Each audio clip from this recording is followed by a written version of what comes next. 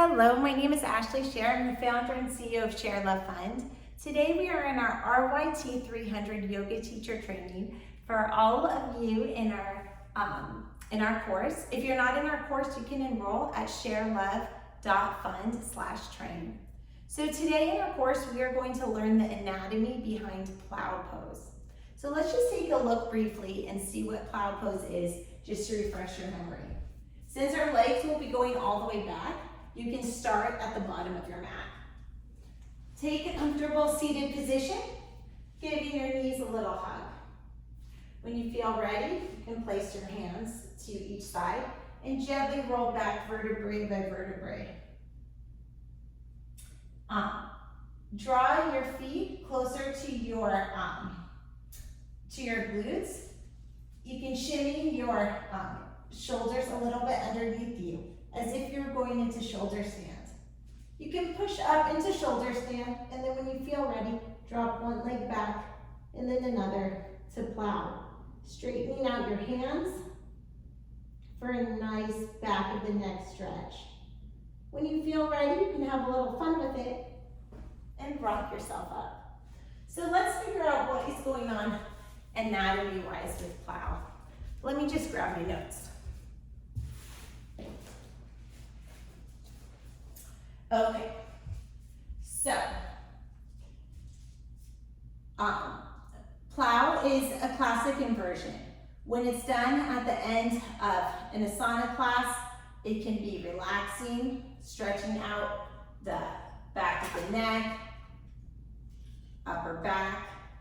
It can help lower blood pressure and activate rest, digestion, and rejuvenate parts of your nervous system. The version, as shown, also reduces pressure on the neck by giving it a nice stretch. Let's start from bottom to top on what's going on with plow. So we'll start with the lower legs. When your feet are in plantar flexion, your calf muscles are engaged with some stretch in your dorsiflexors, particularly your tibialis anterior muscles.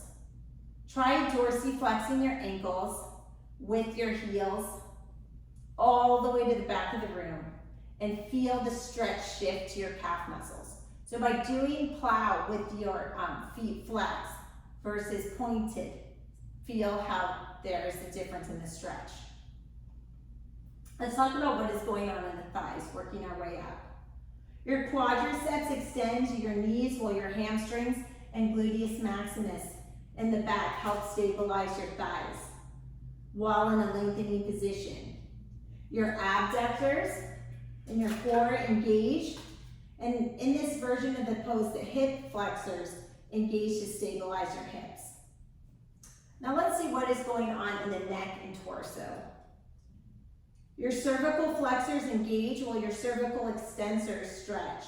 Your trapezius, serratus anterior, and pectoralis major are all stretching. Your spinal extensors are mostly stretching, but also engage to create a lifting action, the up and over.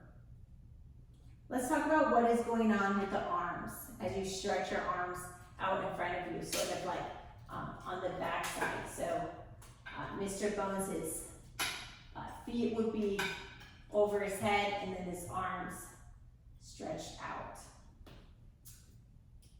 In your arms, the posterior deltoids, the latissimus dorsi, and the teres major muscles engage, and the shoulders are pressed into the mat while your fingers stretch out forward. Pressing your upper arms and lower arms to the floor, really gaining connection. Your brachialis, biceps, brachii, and brachioradialis muscles are engaged to keep your elbows straight and connected to the mat. Your wrist flexors engage while you press your hands into the mat, and your lower back and hips are stretching as you reach to to the back of the mat with your upper body. There's a lot going on in this wonderful inversion plow. Try it at home. Namaste.